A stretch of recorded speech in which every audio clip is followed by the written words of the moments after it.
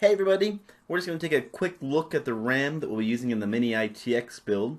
You can see that we have two sticks in this package. This is Kingston HyperX Fury.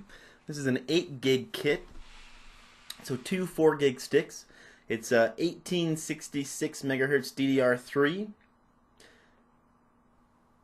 It's got a nice white heatsink on it. We're going to unbox it and take a look at its build quality here real fast. Let's go ahead and cut through the adhesive tape that's holding this down. A little funky to get open.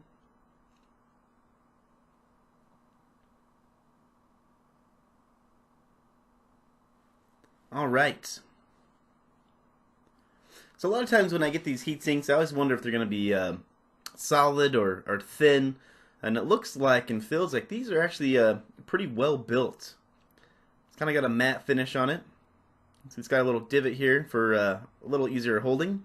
Cutouts on the side for the installation. A little bit of information on the RAM as well, so if you're looking to resell it, it's always an option. Let's take a look at the 2 gig stick here, or 2 gig, 4 gig stick, and see if its build quality is the same. Looking pretty good. If you want to see the installation of this RAM in the build, I'll throw that link down in the description. Feel free to watch that. If you have any questions about the RAM, just throw them down in the comments. I appreciate you watching the video, and I'll catch you on the next one.